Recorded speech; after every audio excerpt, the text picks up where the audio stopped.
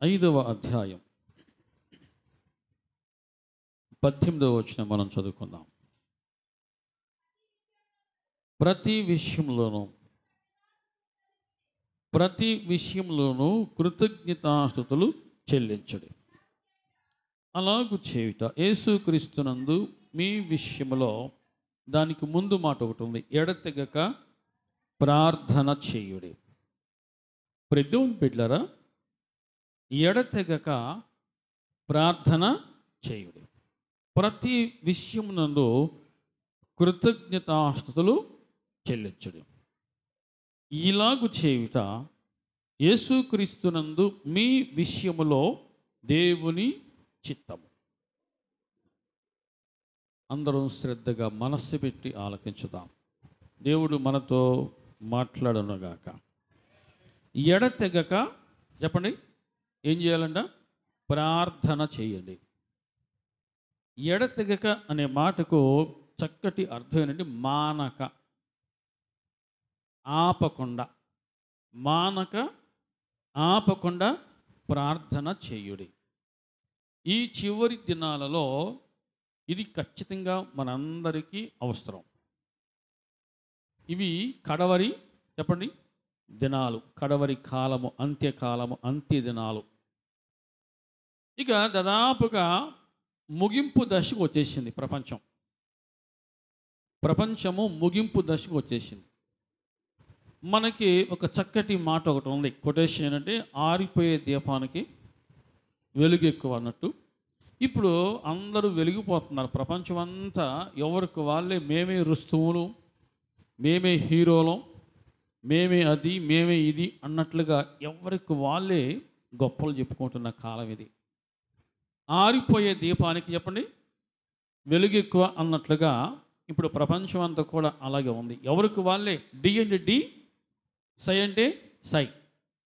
అది ప్రభు చెప్పినటువంటి లేఖనాలు, ప్రవచనాలు ఏవైతే ఉన్నావో అవన్నీ కూడా ఇప్పుడు నెరవేరుతూ ఉన్నాయి. బయటికి కాదు, సమాజంలో, దేశంలో, కుటుంబంలో కూడా. దేవుని బిడ్డలారా, చాలా గడ్డు పరిస్థితులు ఆరంభం అవుతూ ఉన్నాయి. ఆరంభం అయ్యే కాలం ఇది. ఆల్రెడీ ఆరంభం అయిపోయింది. ఇప్పుడు ఇంత భయంకరమైన దుర్దినాల్లో ఉన్న మనకు చెప్పండి ఏం అవసరం తెలుసా? ఏం అవసరం? ప్రార్థన అవసరం. ప్రార్థన లేకపోతే ఈ చివరి దినాలలో దేవుని బిడ్డలారా, నీవు కూడా చనిపోయిన చేపలాగా కొట్టుకుపోతావు. కాబట్టి అపోస్తలుడైన పౌలు దెసలోనికలో ఉన్న సంఘానికి ఈ లేఖ రాస్తూ ఏం చెప్పాడంటే, ఎడతెగక ప్రార్థన చేయండి. యేసు ప్రభు వారు కూడా చనిపోయేటువంటి ముందు, పట్టుబడేటువంటి సమయం రాకముందు గెత్సేమనే తోటలో ఉండి ఆయన ప్రార్థన చేస్తూ తన శిష్యులకు చెప్పిన మాట ఏంటి తెలుసా? మీరు శోధనలో ప్రవేశించకూడనట్లు మెలకువగా ఉండి ప్రార్థన చేయండి. శోధనలో ప్రవేశించకూడనట్లు అంటే శోధన అనేది ఎప్పుడు, ఏ రూపంలో, ఎలా వస్తుందో, అది ఇంటిలోకి, హృదయంలోకి, కుటుంబంలోకి, సమాజంలోకి ఏ విధంగా జ్వరపడుతుందో అది ఎవరికి తెలియదు. కాబట్టి శోధనలోకి ప్రవేశించకుండా ఉండాలంటే ఖచ్చితంగా యేసు ప్రభువు వారు ఏం చెప్పారు? మీరు మెలకువగా ఉండి ప్రార్థన చేయండి. దేవుని బిడ్డలారా, చాలాసార్లు మీకు ఒక విషయం తెలియజేశాను. ఏమిటి ఆ విషయం అంటే, మనకు అన్నిటికీ సరిపోయేంత సమయం ఉంది. ప్రతిదానికి, భూమి మీద ప్రతిదానికి, ప్రసంగిలో 2వ అధ్యాయంలో అక్కడ చదివితే ప్రతి దానికి సమయం. నవ్వటానికి, ఏడవటానికి, పోట్లాడటానికి, పని చేసుకుంటానికి, ప్రతి దానికి సమయం ఉందంట. కానీ అక్కడ ఒక మాట లేదు, ప్రార్థన చేయటానికే. చెప్పండి, ప్రార్థన చేయుటకు ఈనాడు మనిషికి సమయం లేదు. దేవుని బిడ్డలారా, ప్రతిదానికి నువ్వు ఎంత సమయం కేటాయిస్తున్నావో చూడు. ప్రార్థనకు నువ్వు ఎంత సమయాన్ని కేటాయిస్తున్నావో చూడు. శోధనలు రావద్దు అంటే అవి ఆగుతాయా? సమస్యలు రావద్దు అంటే అవి ఆగుతాయా? నువ్వు ప్రార్థన చేయటము ఆరంభించినప్పుడు, నువ్వు ప్రార్థించినప్పుడే వాటిని జయించే అంత శక్తి నువ్వు పొందుకుంటావు. అందరి జీవితం హల్లెలూయా. ఎడతెగక ప్రార్థన చేయండి. ఎడతెగ మానకుండా ఆపకుండా నీ కుటుంబంలో ఎప్పుడు కూడా ఈ జీవనది అనేటువంటి ఈ ప్రార్థన ప్రవహించునుగాక. ఆమేన్ చెప్పండి గట్టిగా. ఆమేన్. ఈరోజు ఒక్కసారి నిన్ను నీవుగా ప్రశ్నించుకో. ఏమని? నేను నిజముగా ఎడతెగకుండా ప్రార్థన చేస్తున్నానా? ఈరోజు నా జీవితం బాగుంది, 3 పువ్వులు 6 కాయలు అన్నట్లుగా పుష్కలంగా పుష్టిగా సమృద్ధిగా ఉంది అని ఈరోజు బాగుంది అనుకుంటూ ఉంటాం. కానీ రేపేమి సంభవించునో చెప్పండి. రేపేమి సంభవించునో చెప్పండి అమ్మా. ఏముంది? మీకు తెలియదు. రేపు ఏమి సంభవించునో మనకు తెలియదు. మనము నిన్నటి వారమే కానీ చెప్పండి రేపటి వారము కాదు. ఈరోజు సాయంత్రానికి ఏం జరుగుతుందో మనకు తెలియదు. కాబట్టి అటువంటి బ్రతుకులు మనవి. అటువంటి బ్రతుకులకు ఈ ప్రార్థన అనేటువంటి కంచె ఎంతైనా అవసరం. మనకి ఈ ప్రార్థన అనే కంచె ఎంతైనా అవసరము. ఎందుకంటే ఏ రోజు ఎటువంటి దుర్వార్త వినాల్సి వస్తుందో ఎవరికి తెలియదు. ఎటువంటి దుర్వార్త వింటామో కూడా ఎవరికి తెలియదు. షాకింగ్ న్యూస్లు. ఒరే దేవుని బిడ్డలారా, కాబట్టి దేవుని వాక్యం సెలవిస్తూ ఉంది, ఎడతెగక ప్రార్థన చేయుడి అని చెప్పి. ప్రతి విషయములోనూ ఏముంది? 2వ మాట, కృతజ్ఞతాస్తుతులు చెల్లించుడి. కృతజ్ఞత అనేది ఉండాలి. కృతజ్ఞత అనేది ఉండాలి. మీకు చాలాసార్లు జ్ఞాపకం చేశాను, ఎవరైనా ఏదైనా ఒక మేలు చేస్తే, కొంత మనకి సహాయం పడితే, లేకపోతే ఆర్థికంగానా, మాట సాయమా, చేతి సాయమా, సహాయపడితే ఖచ్చితంగా మీరు చెప్పండి ఏం చెప్పాలి? థ్యాంక్ యూ చెప్పండి. మర్చిపోవద్దు. థ్యాంక్స్ అని చెప్పండి. మీకు చాలాసార్లు చెప్పా. దాదాపుగా 2003లో జరిగిన సంఘటన చెప్తాను. చాలాసార్లు మీకు జ్ఞాపకం చేస్తే మళ్ళీ జ్ఞాపకం చేస్తాం. అప్పుడు డాను ఆటో తోలుతూ ఉండేవాడు. నాకు నాన్న అనేవాడు, నీకేం డబ్బులు కావాలి పెద్దడా, అడిగి తీసుకయ్యా అనేవాడు. ప్రతిసారి అడిగి తీసుకోవాలి. నేను చాలా కొంచెం గిల్టీగా ఫీల్ అయ్యేవాడిని. అరే నేను సాయం చేయాల్సిన పోయి నేను పొందాక నాన్న అడగడం ఏం బాగుంటుంది అని కొంచెం నేను గిల్టీగా ఫీల్ అయ్యేవాడిని. అటువంటి సమయంలో ఒకనొక సందర్భంలో డాను 2003 సంవత్సరం జరిగిన విషయం చెప్తున్నాం. ఆటో తోలుతూ ఉండేవాడు అన్నమాట. ఆటో. నేను డాన్ని అడగలేక డాను ఒక 50 రూపాయలు అంటే ఇవ్వన్నాను. ఎంత? లక్షలు కాదు, వేలు కాదు, ఒక 50 రూపాయలు తీసుకున్నా బలేడు అన్న అని ఇచ్చాడు. నేను తిరిగి ఇస్తాను అన్న టయానికి ఇచ్చేస్తా. దాదాపుగా 99% ఇచ్చేస్తా. తిరిగి నేను ఆ అబ్బాయికి ఇవ్వబోయా. దాని ఇదిగో నాకు 50 రూపాయలు ఇచ్చావు కదా అని ఒక వారానికి ఏమో తిరిగి ఇవ్వబోతుంటే, అన్న వద్దులేన్నా, బలేవాడు అన్నా, వద్దులే ఉంచన్నా అన్నాడు. లేదమ్మా ఖచ్చితంగా నువ్వు నాకు ఇచ్చావు, నేను తిరిగి నీకు ఇవ్వాలి అని తిరిగి ఇచ్చేసాను. ఎందుకు ఆ విషయం జ్ఞాపకం చేస్తానంటే, కొన్ని సందర్భాల్లో మనము కొన్ని విషయాలు మర్చిపోకూడదు.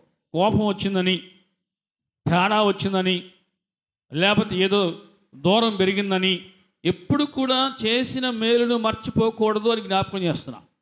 చేసినటువంటి ఉపకారం, చేసిన మేలు, చేసిన సాయం, అది ఏదైతే ఉందో అది దాన్ని మర్చిపోకూడదు.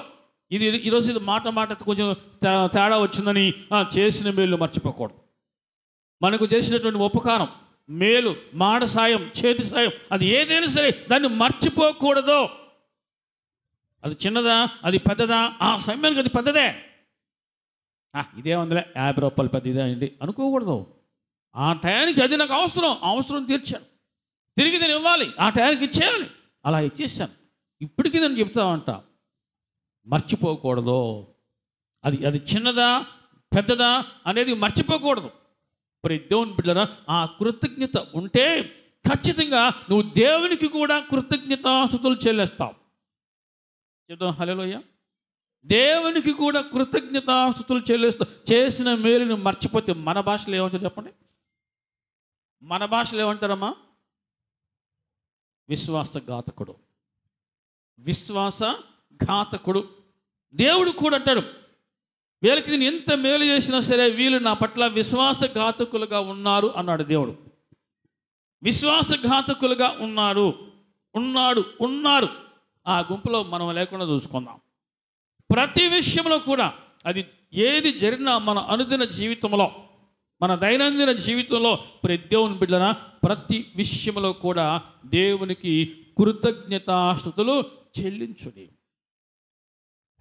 దేవునికి కృతజ్ఞతాస్తుతులు చెల్లించుడి. ఒక సందర్భంలో నాన్నగారు సువార్తకు వెళ్తున్న సమయంలో కేతనకొండ వెళ్ళారు. ఈ ఊరు నుంచి కేతనకొండ వెళ్ళారు. ఆ రోజుల్లో ఇటువంటి సదుపాయాలు సౌకర్యాలు ఏమి లేవు. కనీసం సైకిల్ ఉంటే ఆ రోజుల్లో గ్రేటు, సైకిల్ ఉంటే గ్రేటు. సరే, రోడ్డు దగ్గర నాన్న దింపాను, నేను ఇంటికి వచ్చేసాను.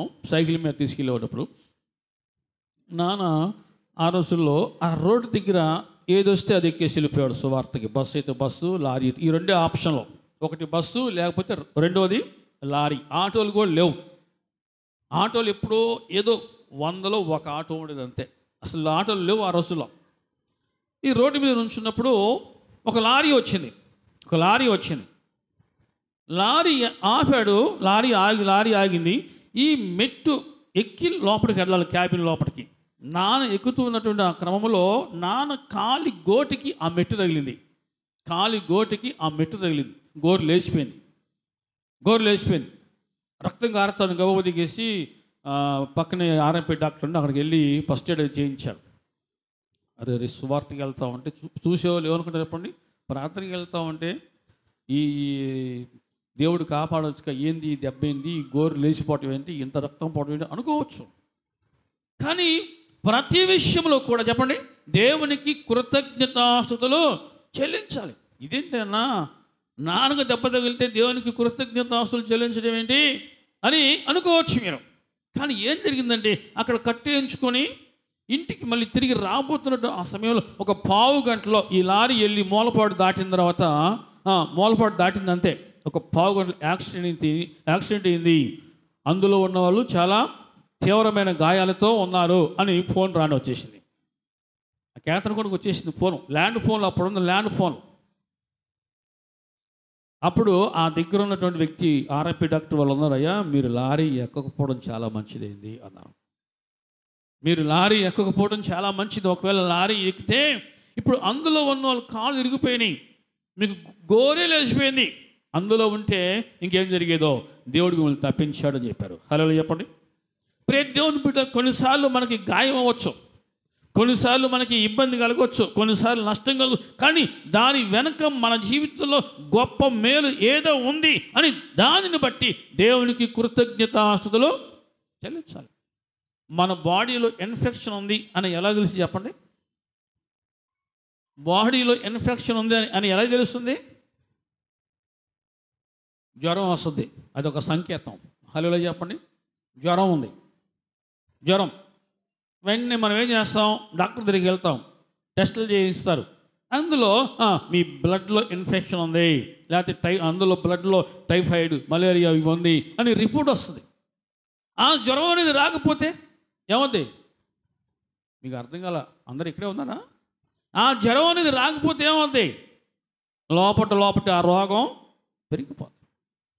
దేవుని బిడ్డలారా, ప్రతి విషయంలో కూడా దేవునికి కృతజ్ఞతాస్తుతులు చెల్లించుడి. ప్రతి విషయంలో మనం ఏం చేస్తాం? మేలు జరిగితేనే దేవానికి స్తోత్రం అయ్యా, నన్ను నా కుటుంబాన్ని చల్లగా కాపాడావయ్యా, నా కుటుంబాన్ని కాపాడావయ్యా, నీ రెక్కల నీడలో భద్రంగా ఉంచావనేసి దేవునికి థ్యాంక్స్ చెబుతూ ఉంటాం. ఏదైనా కష్టం వస్తే, ఏదైనా ఇబ్బంది కలిగితే అప్పుడు కూడా మనము దేవానికి స్తోత్రం అయ్యా అని చెప్పాలి. చెప్తామన్నా అన్నవాళ్ళు చెప్పండి గట్టిగా, హల్లెలూయా, హల్లెలూయా. ఏ తెగులు చెప్పండి నీ గుడారమును సమీపించదు. నువ్వు నమ్మితే నువ్వు గట్టిగా చెప్పాలి, హల్లెలూయా, హల్లెలూయా. ఏ తెగులు నీ గుడారమును సమీపించదు. నీవు దేవునికి కృతజ్ఞతాస్తుతులు చెల్లిస్తూ ఉంటే, దేవుడు చేసిన మేలు, దేవుడు చేసిన ఉపకారములు అవి ఏవైతే ఉన్నో వాటిని బట్టి మానక దేవునికి కృతజ్ఞతాస్తుతులు చెల్లిస్తూ ఉంటే దేవుడు నీకు ఇంకా మేలు చేస్తాడు. భక్తుడు దావీదు లేదా కొంతమంది భక్తులు వాళ్ళు చేసిన పనులు మనం జ్ఞాపకం చేసుకుందాం. కీర్తన గ్రంథంలో దేవుని బిడ్డలారా, కీర్తనలు 116వ అధ్యాయంలో ఇక్కడ కొన్ని మాటలు జ్ఞాపకం చేసుకుందాం. 116వ అధ్యాయం 12 నుంచి చూద్దాం. యెహోవా నాకు చేసిన ఉపకారములన్నిటికీ నేను ఆయనకేమి చెల్లించదును. రక్షణ పాత్రను చేతపుచ్చుకొని యెహోవా నామమున ప్రార్థన చేసేదను. యెహోవాకు నా మొక్కుబడులు చెల్లించెదను. ఆయన ప్రజలందరి ఎదుటనే చెల్లించెదను. చాలమ్మ, ఏమన్నాడు? యెహోవా నామమున ప్రార్థన చేసేదను. ఎప్పుడు మనం చూస్తున్నాం 12వ వచనంలో, నాకు చేసిన ఉపకారములన్నిటికీ నేను ఆయనకి ఏమి చెల్లించగలను. ఆ కృతజ్ఞత నీకు ఉండాలి. దేవా నీకేమి నేను చేయగలను, నేనేమి చెల్లించగలను, నేను ఏమిచ్చినా నీ రుణము నేను తీర్చలేనయ్యా, నేను తీర్చుకోలేనయ్యా అనేటువంటి ఆ కృతజ్ఞత ఉంటే ఖచ్చితంగా నా దేవుడిని హెచ్చిస్తాడు, హెచ్చించబడదుగాక. కొంతమంది చూడండి, ఎంత చేసినా ఎంత పెట్టినా పొరగడిపోయి అంటారు. ఏం చేసిండు, ఏం పెట్టాడు, ఏం చూశాడు. ఇవే కొన్ని మాటలు. ఈ మాటలు కొందరి జీవితాల్లో పోవు. ప్రతి దేవుని బిడ్డలారా, దేవుడు మేలు చేస్తేనే దేవుడు కాదు. మనకి ఏదైనా మన జీవితంలో ఏదైనా నష్టం వచ్చినా చెప్పండి, కీడు వచ్చినా దేవుడే అయినా. ఏబు భార్య ఉంది, ఏముంది ఏబుని, ఇంకెందుకయ్యా దేవుడిని స్తుతించేదే, ఇంత నష్టం చూసావు, అందరూ పోయారు, అంతా అయిపోయింది, ఇంకేముందని దేవుడిని స్తోత్రం చెల్లిస్తున్నావు. నువ్వు చావ, దేవుని నామాన్ని దూషించి చచ్చిపో. నువ్వు బతుకొని ఇంకెవరిని ఉద్ధరిస్తావు? ఎవరి కోసం నువ్వు బతకాలి? బిడ్డలు పోయారు, ఆస్తి పోయింది, ఇల్లు పోయింది, అన్నీ పోయినాయి, ఇంకా ఎందుకు నువ్వు దేవుని స్తుతిస్తావు? దూషించి చచ్చిపో అంటది. ఆ ప్లేస్లో మరి దేవుని బిడ్డలారా, ఎవరన్నా అలాగే మాట్లాడతారా? నీవుంటే ఏం మాట్లాడతావు? ఏబు ఏమన్నాడు? నువ్వు మూర్ఖురాల్లాగా మాట్లాడుతున్నావు, మూర్ఖురాలా అని చెప్పి దేవుడు మనకు మేలు చేస్తేనే దేవుడా. చూద్దాం ఏబు గ్రంథంలో ప్రతి దేవుని బిడ్డలారా 2వ అధ్యాయంలో మనం చూస్తూ ఉన్నాం. 9 నుంచి చూద్దాం. అతడు ఒళ్ళు గోకుకొనుటకై చిల్ల పెంకు తీసుకొని బూడిదలో కూర్చుండగా అతని భార్య వచ్చి, నువ్వు ఇంకనూ యథార్థతను వదలక ఎందువా? దేవుని దూషించి చావు అని చెప్పాను. అందుకతడు, మూర్ఖురాలు మాట్లాడినట్లు నువ్వు మాట్లాడుచున్నావు. మనము దేవుని వల్ల మేలు అనుభవించదుమా, కీడును మనము అనుభవింపతగదా అనేనో. ఈ సంగతులలో ఏ విషయమందునో ఏబు నోటి మాటతోనైనను పాపము. ఇది ఒరిజినల్ లైఫ్, ఇది రియల్ లైఫ్. క్రైస్తవుడు ఎలా ఉండాలి, నిజంగా దేవుని మార్గంలో ఉన్నవారు ఎలా మాట్లాడాలి అనేది ఏబు జీవితమే గొప్ప మార్దిని, మనకి గొప్ప సాదృశ్యం. అని మూర్ఖురాలు మాట్లాడుతూ మాట్లాడుచున్నావు. మనము దేవుని వలన మేలు అనుభవించదమా, కీడును మనము అనుభవింపతగదా? అంటే మనకి చెప్పండి, ఏది ఎక్కువ కోరుకుంటాం మనం? మేలే. అసలు కీడును అసలు కోరుకోం. మంచి జరగాలి, చెడు అసలు మన జీవితంలో చెప్పండి జరగకూడదు, ఇది ఆశిస్తూ ఉంటాం. కొన్నిసార్లు నష్టము వెనక చెప్పండి మేలు కూడా ఉంటుంది. హల్లెలూయా. నష్టము వెనక, కష్టము వెనక, అంటే మన భాషలో మనం చెప్పుకోవాలండి, కష్టపడ్డవాడు జీవితంలో చెప్పండి అమ్మా సుఖపడతారు. ముందు సుఖపడిన వాళ్ళు జీవితంలో కష్టపడతారు. సహజంగా మనం ఎక్కువ ఏం కోరుకుంటాం? సుఖం. అసలు కష్టాన్ని ఆవగించేంత కూడా కోరుకోరు ఎవరు కూడా. కానీ కష్టము వెనుక ఖచ్చితంగా సుఖము వస్తుంది అనే గొప్ప సత్యాన్ని తెలుసుకుంటే, దేవా నీకు కృతజ్ఞతాస్తుతులు చెల్లిస్తానని చెప్పాలి.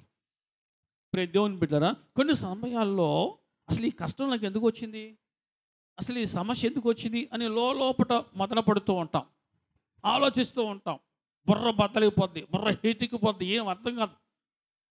కానీ మనం ఆ సమయంలో మనం నేర్చుకోవాల్సింది ఏం తెలుసా?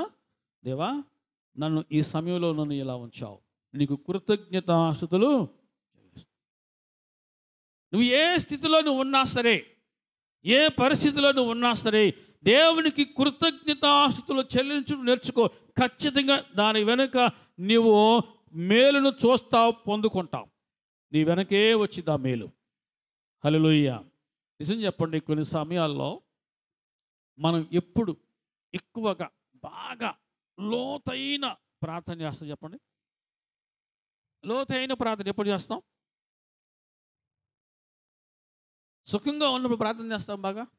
నిజం చెప్పండి అమ్మా, సుఖంగా ఉన్నప్పుడు మనము చక్కగా వినయముగా భక్తితో మనము హృదయాంతరంగాల నుంచి మనము మూలుగుతూ ప్రార్థన చేస్తామా, లేకపోతే బాధలో ఉన్నప్పుడు ప్రార్థన చేస్తామా? బాధలో ఉన్నప్పుడు అంటే ఆ బాధ మనల్ని దేవునికి సమీపంగా, మరింత సమీపంగా నడిపించింది. అందుకు దేవునికి కృతజ్ఞతాస్తులు చెల్లించ. ఇక్కడ యోబు జీవితంలో దేవుని బిడ్డలారా, 2వ అధ్యాయం మనం చూస్తున్నాం.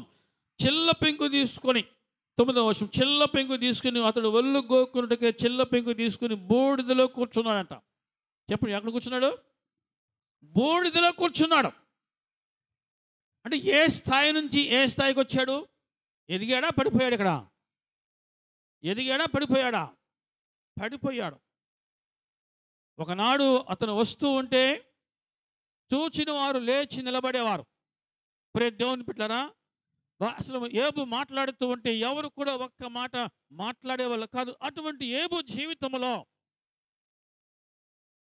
ఇప్పుడు ఎవరైతే లేచి గౌరవించారో వారు కూడా యోబును చూచి ఎగతాళి చేశారంట, అవహేళన చేస్తూ ఉన్నారు.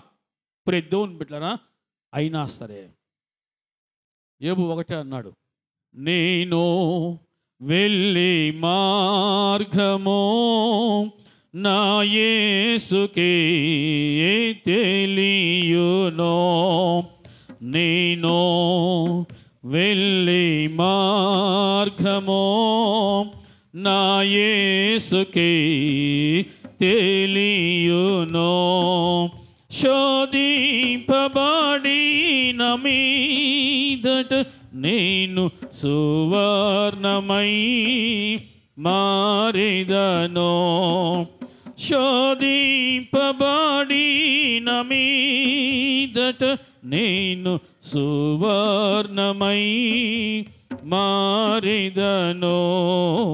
హల్లెలూయా హల్లెలూయా హల్లెలూయా, ఆమేన్ ఆమేన్. హల్లెలూయా హల్లెలూయా హల్లెలూయా, ఆమేన్. నేను వెళ్ళే మార్గము నా యేసుకే తెలియునో. హల్లెలూయా. అంత కష్టములో ఉండి, అంత వేదనలో ఉండి, బిడ్డలను పోగొట్టుకొని, ఆస్తిని పోగొట్టుకొని, ఇల్లు పోగొట్టుకొని, చివరికి భార్య చేత కూడా మాట అనిపించుకొని అంతటి భయంకరమైన వేదనలో దుఃఖములో ఉన్నటువంటి యోబు అంటాడు, నేను నడుచు మార్గము నా దేవునికే తెలుసు. ప్రియ దేవుని బిడ్డలారా, దేవునికి కృతజ్ఞతాస్తుతులు. 1వ అధ్యాయం యోబు గ్రంథం మనం చూస్తున్న 21వ వచనంలో, నేను నా తల్లి గర్భములో ఉండి దిగంబరినై వచ్చితిని, దిగంబరినై అక్కడికి తిరిగి వెళ్ళేదనో, యెహోవా ఇచ్చినో యెహోవా తీసుకొని పోయేనో. యెహోవా ఇచ్చినో, చెప్పండి, యెహోవా ఇచ్చినో. ఆ మాట మన నోట మనకు వస్తుందా? దేవుడు ఇచ్చాడు, దేవుడు తీసుకున్నాడు అని మనము అనగలమా? అని మనము అనగలమా? దేవుడిచ్చాడు, దేవుడు తీసుకున్నాడు. మనకి ఇస్తే దేవుడు మంచోడు కదా. తీసుకుంటే చెప్పండి, దేవా నీకు వందనాలయ్యా, నీదే కదా, నువ్వు ఇచ్చావు, నువ్వు తీసుకున్నావయ్యా, నీకు కృతజ్ఞతాస్తులు చెల్లిస్తున్నానయ్యా అనే మాట మన నోట వస్తే ఖచ్చితంగా రెండంతలుగా దీవించిన దేవుడు నిన్ను కూడా దీవిస్తాడు. యోబు ఎంతగా పోగొట్టుకున్నాడో అంతగా దేవుడు రెంటింపు దీవెన, డబుల్ ఫోల్డ్ బ్లెస్సింగ్ దేవుడు యోబును రెండంతలుగా దీవించాడు. మునుపటి కంటే అధికముగా దేవుడు దీవించాడు. ఆ కృతజ్ఞత నీలో ఉంటే దేవుని బిడ్డలారా, నీవు ఖచ్చితంగా అంతకంతకు వర్ధిల్లుతావు, అంతకంతకు నువ్వు వర్ధిల్లుతావు. దేవుడు మనం దీవించునుగాక. దేవుని బిడ్డలారా, కొరింథీ పత్రికలో మనం చూస్తూ ఉన్నాం. కొరింథీ పత్రిక 11వ అధ్యాయంలో 2 కొరింథీ 11వ అధ్యాయం 2 కొరింథీ 11వ అధ్యాయంలో 23 నుంచి చూద్దాం. నేనను వట్టివాడనే అని చెప్పి వారు క్రీస్తు పరిచారకుల వెర్రివాని వలె మాట్లాడుచున్నాను. నేనును మరి ఎక్కువగా క్రీస్తు పరిచారకుడను, మరి విశేషముగా ప్రయాసపడితని, మరి అనేక పర్యాయములో చెరసాలలో ఉంటని, అపరిమితముగా దెబ్బలు తింటని, అనేక మార్లు ప్రాణాపాయములలో ఉంటని, యూదుల చేత 5 మార్లు 1 తక్కువ 40 దెబ్బలు తింటని, 3 మారు బెత్తములతో కొట్టబడితని, ఒకసారి రాళ్లతో కొట్టబడితని, 3 మారు ఓడ పగిలి శ్రమ పడితని, ఒక దివారాత్రము సముద్రములో గడిపితని, అనేక పర్యాయములు ప్రయాణములలోనూ, నదుల వలన ఆపదల్లోనూ, దొంగల వలన ఆపదల్లోనూ, నా స్వజనుల వలన ఆపదల్లోనూ, అన్యజనుల వలన ఆపదల్లోనూ, పట్టణములో ఆపదల్లోనూ, అరణ్యములో ఆపదల్లోనూ, సముద్రములో ఆపదల్లోనూ, కపట సహోదరుల వలన ఆపదల్లోనూ ఉంటుని, ప్రయాసతోనూ కష్టములతోనూ తరచుగా జాగరణములతోనూ ఆకలి దప్పులతోనూ తరచుగా ఉపవాసములతోనూ చలితోనూ దిగంబరత్వముతోనూ ఉంటుని, ఇంకనో ఇక్కడే ఉంది, ఇంకనో చెప్పవలసినవి అనేకములున్నవి. చెప్పండి, ఎంతమందికి ఇటువంటి బాధలు ఉన్నాయి? ఎవరికైనా ఉన్నాయా? ఎవరికైనా ఇటువంటి బాధలు ఉన్నాయా? అపోస్తలుడైన పౌలు దేవుని బిడ్డలారా, దేవుని కొరకు ఎలా నిలబడ్డాడో, ఏది జరిగినా దేవునికి ఏ విధంగా కృతజ్ఞతాస్తుతులు చెల్లించాడు ప్రాక్టికల్గా చూపించాడు. ఇంకనూ చెప్పవలసినవి అనేకములున్నవి. అటువంటి వ్యక్తి అంటాడు, ప్రతి విషయమునందు దేవునికి కృతజ్ఞతాస్తుతులు చెల్లించుడి. ఇంకనూ అసలు ఎన్ని కష్టాలు, ఎన్ని ఇబ్బందులు, ఎన్ని నష్టాలు, ఎన్ని అవమానాలు, ఎన్ని భరిస్తూ, ఇన్ని సహిస్తూ ఎవరైనా నిలబడగలుగుతారా? దేవుల్లో ఉండగలుగుతారా? కానీ అపోస్తలుడైన పౌలు అంటాడు, ఇంకనూ చెప్పవలసినవి అనేకములున్నవి అని చెప్పి, ప్రతి విషయములో నేను దేవునికి కృతజ్ఞతాస్తుతులు చెల్లిస్తున్నా, మీరు కూడా చెల్లించండి అంటాడు. మీరు కూడా ఆ విధంగా చెల్లించండి. ఇదేంటి దేవా, చెరసాలలో వేశావు, ఆపదలో పడేసావు, నష్టంలో అవమానంలో పడేసావు, నన్ను ఇట్లాగా దెబ్బలుగా అప్పగించావు, నేను నీకు కృతజ్ఞతాస్తుతులు ఎలా చెల్లించాలి అనేటువంటి ఆలోచన బహుశా మనకు రావచ్చామో. అటువంటి ఆలోచన రాకుండా జాగ్రత్త పడదామగాక. మరి దేవుని బిడ్డలారా, ఇన్ని కష్టాలు పడిన అపోస్తలుడైన పౌలు అంటాడు, ప్రతి విషయమునందు దేవునికి కృతజ్ఞతాస్తుతులు చెప్పండి చెల్లించుడి. ప్రతి విషయంలో. Is it possible? ఇది సాధ్యమేనా? ఇది సాధ్యమేనా? నువ్వు నిలబడగలిగితే సాధ్యమే, నువ్వు నిలబడితే సాధ్యమే. నువ్వు నిలబడలేకపోతే, లోకం వైపు నువ్వు చూస్తే ఇది నీకు అసాధ్యమో. మరి దేవుని బిడ్డలారా, 12వ అధ్యాయం అని చూస్తున్నాం. 2 కొరింథీ పత్రిక 12వ అధ్యాయంలో దేవుని చేత పిలువబడినవాడు, పంపబడినవాడు, అభిషేకించబడినవాడు, ఒక సాధనముగా ఎన్నిక చేయబడినవాడు, అటువంటి జీవితంలో ఇటువంటి కష్టం వస్తుందా? 12వ అధ్యాయం 7వ వచనంలో, నాకు కలిగిన ప్రత్యక్షతలు బహు విశేషముగా ఉన్నందున నేను అత్యధికముగా హెచ్చిపోకుడు నిమిత్తము నాకు శరీరంలో ఒక ముళ్ళు, నేను అత్యధికంగా హెచ్చిపోకుడు నిమిత్తము నన్ను నలుగుటకు సాతానిక దూతగా ఉంచబడిన ఒక ముళ్ళు ఉంచబడింది. మీకు చాలాసార్లు జ్ఞాపకం చేశా, ఒక చక్కటి యాడ్ ఒకటి వస్తుంది, మరక మంచిదే అన్నట్టుగా. మనిషికి ఏం మంచిది తెలుసా? ఒక ముళ్ళు ఉండటం మంచిదే. నిజమే అన్నవాళ్ళు చెప్పండి హల్లెలూయ. అనో నాకు ఆ ముళ్ళొద్దు అన్నవాళ్ళు చెప్పండి హల్లెలూయ. ముళ్ళు లేకపోతే చెప్పండి అమ్మా, దేవుళ్ళు ఉంటామా? ప్రార్థన చేస్తామా? కొన్ని సమయాల్లో ముళ్ళు మంచిదే.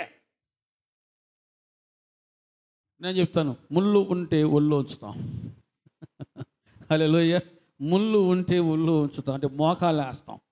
ముళ్ళు లేకపోతే, ఓ నా ప్రాణమా తిను, త్రాగము, సుఖించము, సంతోషించము, ఇదిగో జీవితకాలం నువ్వు తిన్న తరగని ధాన్యాన్ని నీకోసం సమకూర్చాను, పోగేశాను, ఎంజాయ్ చేయి, ఎంజాయ్. ఇప్పుడు లైఫ్ అంతా ఇప్పుడు ఏంటమ్మా? ఎంజాయ్మెంట్, ఎంటర్టైన్మెంట్, విలాసవంతమైన జీవితం, సుఖవంతమైన జీవితం. ఇటువంటి మాటలే ఎక్కువ కనబడతా ఉన్నాయి. ఇప్పుడు దేవుని బిడ్డరా, ముళ్ళు మంచిదే. అపోస్తలుడైన పౌలు ఎంత భక్తిపరుడు అయినా సరే అటువంటి భక్తిపరుని ఒంటిలో చెప్పండి దేవుడు ఏం పెట్టాడు? ఒక ముళ్ళు పెట్టాడు. ఎందుకంటే ఆ ముళ్ళు ఎచ్చిపోకుండా. అంటే కొన్నిసార్లు మనిషికి నాకుంది అతిశయం, నాకుంది కొవ్వు, నాకుంది అతిశయం, నాకుంది అతిశయం. ఆ అతిశయంలో ఎదుటి మనిషిని కూడా కించపరుస్తూ ఉంటారు. ఆ అతిశయంలో ఎదుటి మనిషిని తక్కువగా చూస్తుంటారు. నాకుంది అతిశయం. అదే ముళ్ళుంటే మన జీవితం ఎంత అయ్యా, ఇయ్యాలంటే రేపు పోయేవాళ్ళం, మనకి ఎందుకయ్యా అతిశయం, మనకి ఎందుకయ్యా ఈ కొవ్వు అంటారు. ముళ్ళు లేకపోతే నేను ఆడింది ఆట, పాడిందే పాట, నా లైఫ్ నా జీవితం నా ఇష్టం, నేను ఏదైనా అనగలను, నేను ఏదైనా చేయగలను. నోటి నిండా వచ్చేస్తాను, దొర్లుకుంటాం. ఏంటి అతిశయపు మాటలో, గర్వంతో కూడిన మాటలో. ప్రతి దేవుని బిడ్డరా, భక్తుడు అపోస్తలుడైన పౌలు నా శరీరంలో ఒక ముళ్ళు ఉంచబడి ఉన్నది అంటాడు. ఆ ముళ్ళు ఉండబట్టే అపోస్తలుడైన పౌలు మరింత సమీపంగా దేవునికి దగ్గరగా వెళ్ళాడు. ఈ అనుభవాలన్నీ రంగరించి గొప్ప పాఠాన్ని మనకు నేర్పిస్తుంది. ఇదిగో మీరు ఎడతెగక ప్రార్థన చేయండి, మీరు ప్రతి విషయంలో దేవునికి కృతజ్ఞతాస్తుతులు చెల్లించండి, ఇలాగూ చేయుట దేవుని చిత్తము. హల్లెలూయా. ఇప్పుడున్న క్రైస్తవులందరూ ఎక్కువ మంది ఎలా ఉన్నారంటే రెడీమేడ్ ఫాస్ట్ ఫుడ్,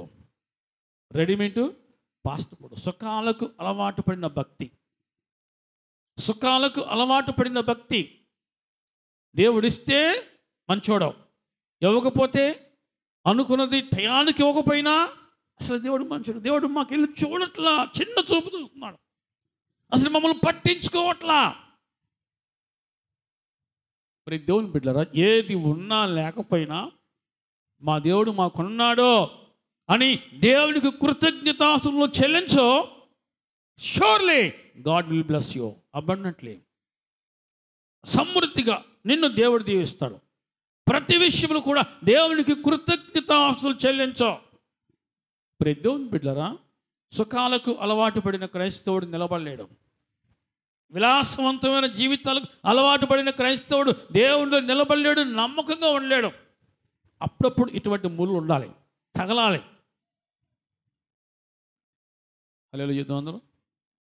హల్లెలూయా. ప్రతి విషయం మేలు జరిగినప్పుడే కాదో అనా, ఫెయిల్ అయితే కూడా దేవునికి కృతజ్ఞత చెల్లించాలా? ఫెయిల్ అయితే కూడా దేవునికి కృతజ్ఞతాస్తులు చెల్లించాలా? తప్పకుండా చెల్లించాలి. నువ్వు ఫెయిల్ అయ్యావంటే దేవుడు నిన్ను నష్టపరచాలనో గాయపరచాలని కాదో. సింహం 4 అడుగులు ఎందుకు వేస్తుందమ్మా? భయం వేసా, భయపడా? మీకు నిన్న మొన్న మీకు గ్రూపులో పెట్టాను లేదనుకుంటా, గొర్రెలు కాసుకునేవాడు, గొర్రెలు మేపుకునేవాడు, ఉండటానికి ఇల్లు చిన్న పాక గొర్రెలు మేపుకునేవాడు. మొన్న పోయినసారి ఎగ్జామ్ రాశాడు, ఐపీఎస్లో 92% వచ్చింది మార్కులు, 92% ఐపీఎస్ ఆఫీసర్. అతను పాస్ అయిన విషయం అతనికి తెలియదు. అడవిలో అరణ్యంలో గొర్రెలు మేపుకుంటా ఉన్నాడు. కనీసం ఒంటికి సరిగా చొక్కా కూడా లేదు, గొర్రెలు మేపుకుంటున్నాడు. ఇప్పుడు ఒక వారం క్రితం జరిగిన విషయం చెప్తాను. ఒక వారం క్రితమే తెలిసిన వాళ్ళు అక్కడ దగ్గర ఉన్నటువంటి ఐపీఎస్ అధికారులు, ఎమ్మెల్యేలు ఆ వ్యక్తి కోసం వెళ్ళారంట. ఆ వ్యక్తి కోసం వెళ్తే ఆ ఇల్లు చూసి వాళ్ళందరూ ఆశ్చర్యపోయారంట. గొర్రెలు మేపుకుంటే ఇంటికి వస్తున్నాడు అతను. హల్లెలూయా చెప్పండి. మరి దేవుని కసి పెరగాలి, ఒక ఫెయిల్ అయితే ఆ బాధ కాదు, కసి పెరగాలి. ఈసారి నేను ఖచ్చితంగా గోల్ కొట్టాల్సిందే, సాధించాలి. కసి పెరగాలి. దేవా నీకు వందనాలు అయ్యా, నేను ఫెయిల్ అయ్యా, ఈసారి ఇంకా బాగా కష్టపడి చదువుతా. ఆ వ్యక్తి దేవుని బిడ్డలారా పోరి పాకలో కనీసం ఉండటానికి కూడా సదుపాయం లేని ఇంటిలో ఉండి మంచి ర్యాంకుతో IPS ఆఫీసర్ అయ్యాడు. ఇప్పుడు మీకు కావాలంటే ఆ వీడియోస్ మీకు ఆ ఫొటోస్ మీకు పంపిస్తాను. దేవుని బిడ్డలారా ప్రతి విషయంలో కూడా దేవుడా నాకేం చేసావు, నన్ను గొర్రెలు ఈ పాకలో ఉంచేయండి, నన్ను గొర్రెలు మేపుకున్న వాళ్ళని పుట్టించేయండి అనుకోలా. అందులో ఉండబట్టే అతను IPS ఆఫీసర్ అయ్యాడు. హల్లెలూయా చెప్పండి. కొన్నిసార్లు మనలో కసి రోషాన్ని పెంచే కొన్ని పరిస్థితులు వస్తూ ఉంటాయి. మిమ్మల్ని ఎవరైనా సరే పనికి మాలినోడా అంటే ఆ మాటని జీవితకాలం మీరు గుర్తుపెట్టుకోబాకండి. పనికి మాలినోడా, చేతగానోడా అని ఒకవేళ మిమ్మల్ని అంటే ఆ మాట గుర్తుపెట్టుకోవద్దు. అతను ఆ మాట అన్నందుకు మీరు గొప్పవాళ్ళని నిరూపించుకోవాలి. ముందు అతను ముందు నిలబడాలి. హలో చెప్పండి. ఒక వ్యక్తి ఉన్నాడు, ఒక మంచి ప్రార్థనాపరుడు.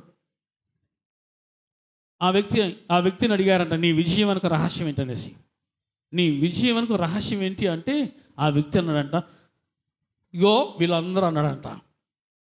వీళ్ళందరూ ఏం చేశారు, నాకు సాయం చేయలేదు, వాళ్ళు నాకు సాయం చేయలేదు కాబట్టి ఈరోజు నేను గొప్పవాణయ్యా అన్నాడంట. హలో చెప్పండి. మీకు అర్థం కాల? వాళ్ళు నాకు సాయం చేయలేదు కాబట్టే ఈరోజు నేను గొప్పవాణయ్యా. నాకు సాయం అడగగానే దొరికితే నేను ఇంకా సోంబేరిని బతకస్తున్నాయవన్నీ. సాయం చేయలేదు కాబట్టి నాలో కసి, పట్టుదల, రోషం పెరిగింది. ఈరోజు నేను గొప్పవాణయ్యా అని చెప్పాడట. హల్లెలూయా వందనం. హల్లెలూయా. ప్రతి విషయంలో కూడా దేవుడు మనిషికి జంతువుకు ఎందుకు వ్యత్యాసం ఇచ్చాడు? జంతువుకు ఆలోచించే శక్తి లేదు, కానీ దేవుడు నీకు మనిషికి ఆలోచించే శక్తిని ఇచ్చాడు. హల్లెలూయా చెప్పండి. ఆలోచించే శక్తిని, జ్ఞాపక శక్తిని దేవుడు మీకు ఇచ్చాడు. దాని కనుక కొంచెం బయటికి తీసుకొస్తే ఖచ్చితంగా మీరు ఏ ర్యాంకులో ఉండాలో ఆ ర్యాంకులో మీరు ఉంటారు. తలాంతులు పాతి పెడితే ఏమవుతుంది? ప్రతి విషయంలో కూడా దేవుడిని ఏ స్థితిలో ఉంచాడు ఆ స్థితిని బట్టి, నీ జీవితంలో ఏ పరిస్థితి వచ్చిందో ఆ పరిస్థితిని బట్టి దేవునికి కృతజ్ఞతాస్తుతులు చెల్లించు. ఖచ్చితంగా దేవుడు నిన్ను హెచ్చిస్తాడు, హెచ్చించబోతున్నాడు. నమ్ముటని వాళ్ళైతే నమ్మవానికి సమస్తము సాధ్యమే. బద్ధకం పోవనుగాక. చెప్పండి, ఏం పోవాలి? బద్ధకం పోవాలి, సోమరితనం పోవాలి. మీరందరూ నాకు సాయం చేస్తే నేను సోమరినయ్యేవాడిని అన్నాడు ఆ వ్యక్తి. నాకు సాయం చేయలేదు కాబట్టి నేను గొప్పనయ్యా అన్నాడు. కసి పెరగాలి. అరే పనికి మాలోడా అనే ఆ మాట చూసావా, నన్ను ఫలానా తారీఖు ఫలానా సంవత్సరంలో ఇంత మాట అన్నానువో సాధించొద్దో. ఆ మాట అన్నందుకు నువ్వు బాగుపడాలని గుర్తుపెట్టుకో. హలో చెప్పండి. మనసులో పెట్టుకోవద్దు, కక్ష పెంచుకోవద్దు. దేవుడు నాకు మేలు చేశాడు, దేవుడు నాకు ఈ విధంగా ఒక హెచ్చరిక ఇచ్చాడు, నాలో నిద్రపోతున్న తలాంతును లేపాడు అని గుర్తుపెట్టుకో. ఆ విధంగా దేవునికి కృతజ్ఞతాస్తుతులు చెల్లించవు. చేద్దాం అందరం. హల్లెలూయా. దేవుడు ప్రతి మనిషికి తలాంతుని ఇచ్చాడు, గుర్తుపెట్టుకో. ఆ తలాంతును వాడుకుంటే ఖచ్చితంగా అది నీకు ఉపయోగపడుద్ది. హల్లెలూయా. ఇది అందరం ప్రతి విషయంలో దేవునికి కృతజ్ఞతాస్తుతులు చెల్లించుట అది దేవుని యొక్క చిత్తము. దేవుడు నాకేమి ఇచ్చాడు, దేవుడు నాకేం చేశాడు అనుకోవద్దు. గొర్రెలను కాచుకుంటున్నా దావీదు ఏమయ్యాడు? దేవుడు నాకేమి ఇచ్చాడు, 4 గొర్రెలను ఇచ్చాడు, ఒక పాకనిచ్చాడు అనుకున్నాడా? లేదు. నా ప్రాణమా నా సమస్తమా పడాలి. ప్రభుని స్తుతించుమా, నా యేసు చేసిన మేలను నీవు మరువకుమా, నా యేసు చేసిన మేలను నీవు మరువకుమా, నా ప్రాణమా నా సమస్తమా. కొన్ని పరిస్థితులే మీకు అనుభవాలు నేర్పిస్తాయి. హలో చెప్పండి. కొన్ని పరిస్థితులే మనకి అనుభవాలు నేర్పిస్తాయి, కొన్ని పాఠాలు నేర్పిస్తాయి. నేర్చుకుంటే ఖచ్చితంగా దేవునికి కృతజ్ఞతాస్తులు చెల్లిస్తావు. లోకరీతిగా ఉంటే నువ్వు ఆలోచించవు, దేవునికి కృతజ్ఞతాస్తులు చెల్లించలేవు. కానీ దేవునికి దేవుని బిడ్డరా, నువ్వు ఏదైనా నేర్చుకుంటే, ఒక అనుభవాన్ని సంపాదించుకుంటే దేవునికి ఖచ్చితంగా 100% కృతజ్ఞతాస్తులు చెల్లిస్తా. ఎప్పుడైతే నువ్వు ఆ విధంగా చెల్లిస్తూ ఉంటావో దేవుడు నిన్ను అలా హెచ్చిస్తాడు. హెచ్చించబడదుగాక. గొర్రెలు మేపుకుంటున్న దావీదు ఏమయ్యాడు? రాజు అయ్యాడు. రాజుగా అభిషేకించాడు. హల్లెలూయా. రాజుగా అభిషేకించాడు. దావీదు గొర్రెలు మేపుకుంటూ ఉన్నా సరే, ఏ రోజు కూడా దేవుడు నాకేమిచ్చావల్లా, ఆ గొర్రెలు మేపుకుంటూ దేవునికి కృతజ్ఞతాస్తులు చెల్లించాడు. దేవుడు దావీదుకి ఇచ్చిన గొప్ప వరం ఏంటి తెలుసా? గొప్ప వరము ధైర్యము. చెప్పండి, ధైర్యము. సింహం వచ్చినా, ఎలుగుబంటి వచ్చినా భయపడలా. సింహం వచ్చినా భయపడలా, ఎలుగుబంటి వచ్చినా భయపడలా. గొర్రెలు వాటి నోట పడకుండా సింహంతో పోరాడి, ఎలుగుబంటితో పోరాడి వాటిని చీల్చివేశా అంటాడు. ప్రియ దేవుని బిడ్డలారా, అటువంటి దావీదును దేవుడు దీవించాడు. దావీదు కృతజ్ఞతాస్తులు చెల్లించాడు. నా దేవుడు నన్ను తప్పించాడో కాబట్టి నేను కృతజ్ఞతాస్తులు చెల్లిస్తున్నాను అని ప్రతి విషయంలో కూడా దావీదు. ముగించుకుందాం. 105వ కీర్తన, 106వ కీర్తన, 107వ కీర్తనలో మొదటి వచనాలు చూద్దాం. మొదటి వచనాలు: యెహోవా దయాళుడు, ఆయనకు కృతజ్ఞతాస్తుతులు చెల్లించుడి, ఆయన కృప నిత్యము ఉండును. 107వ అధ్యాయం. యెహోవా దయాళుడు, ఆయనకు కృతజ్ఞతాస్తుతులు చెల్లించుడి, ఆయన కృప నిత్యముండును. కృతజ్ఞత అనేది దేవుని బిడ్డల నీ హృదయంలో ఉండాలి. దేవుడు చేసిన మేలులు వేటిని నువ్వు మర్చిపోవద్దు. ఇప్పుడున్నటువంటి సమస్యను చూసి దేవుడు గతంలో చేసిన మేలు మర్చిపోవద్దు. దేవా, గతంలో నాకు ఇంత ప్రమాదం వచ్చింది, ఇంత నష్టం వచ్చింది, దాని నుంచి నన్ను తప్పించా. ఇప్పుడున్న ఈ సమస్య ఎంతయ్యా, దీని నుంచి కూడా నన్ను తప్పిస్తావు. ఈ సమస్యను బట్టి నీకు వందనాలయ్యా అని దేవునికి కృతజ్ఞతాస్తుతులు చెల్లిస్తే ఖచ్చితంగా ఆ సమస్య నీ కంటి ముందు నీకు సమస్యగా ఉండదు. ఆ సమస్యను జయించే శక్తిని, ఆ సమస్యతో పోరాడే శక్తిని దేవునికి సమృద్ధిగా అనుగ్రహిస్తాడు. దేవునికి కృతజ్ఞతాస్తుతులు చెల్లించేవారు కొందాం. అట్టి కృప దేవుడు మనందరికీ సమృద్ధిగా దాచేయనుగాక. ప్రార్థన చేసుకుందాం.